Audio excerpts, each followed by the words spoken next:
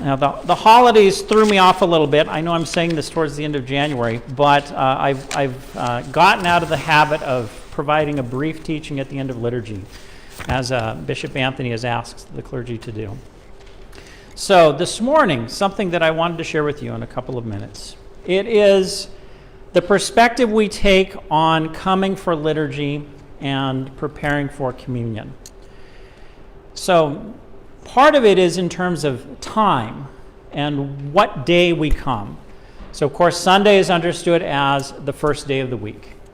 And so the idea is that the first thing you do on the first day of the week is you offer your time to God. So the idea is that you are setting aside that time to come for liturgy. So part of it is your attendance at liturgy is an offering of thanks for all the blessings that God gives you. Now, in terms of communion and some of the things around communion, there are things about preparing to receive communion and what happens after you've received communion. So this is I guess, pious custom. I don't want you to take it as like, if you don't do this, you're in trouble sort of thing. But part of what we do to prepare to receive communion, and of course this was an older practice in all Christian churches, is that the first thing that we eat on Sunday is communion. So the idea is that you fast. I know often we talk about fasting in terms of Lent. You don't eat meat, you don't eat dairy, all that sort of thing. Things that you don't eat, but you still eat. When we talk about fasting for communion, it's saying you don't eat until communion. And so that idea is that you're preparing, you're offering that first time to God when you're coming to church, and that is that first thing that you eat. It's interesting. I always talk about, after the service, we're going to have coffee hour. I always talk about coffee hour. And the thing that throws me is every Sunday that John's the host, he refers to it as breakfast. I'm bringing breakfast. And actually, John is more correct. Parse the word out. Break, fast. So the idea is part of why we do coffee hour, breakfast, is so that we can break the fast and have some food after we have received communion. Well, what about preparing and afterwards?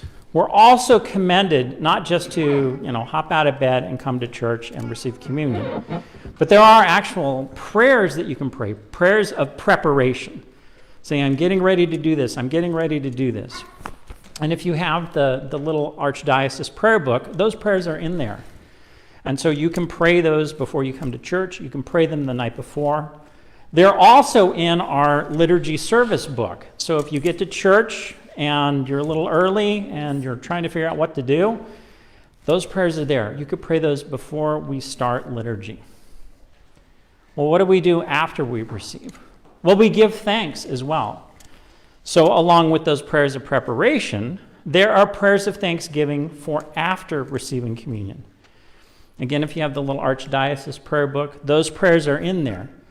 Or if you receive communion and you're one of the first people to receive communion and you go back to your seat and you know that you're going to have a little bit of time because everyone else is going through, those prayers likewise are in the liturgy book and you can pray those then. Something that we do in our parish, and a lot of parishes do this, is when I finish the announcements, because I need to do those prayers because I consume what's left from communion, and during that time I'm supposed to be offering those prayers of thanksgiving. We offer those prayers. So, I'll do the announcements, and then you hear me say, glory to thee, our God, glory to thee. That's the beginning of the post-communion prayers. And we'll have one of the readers read those prayers while everyone's coming up to kiss the cross. So you could come kiss the cross, get a piece of bread, have a seat, and listen to those prayers. Some of us do that. You don't have to. I know some of us, especially the ones with the little people who are a little antsy about being in church for so long, you'll go out and start coffee hour. That's fine. It really is. You don't look at the folks that are praying and say, what are they doing? And of course, the folks that are praying, don't look at the folks that are going to coffee hour and saying, what are they doing? It's options. So, that's the look at Sunday morning, preparing for communion, receiving communion, and offering thanks. End of short teaching there.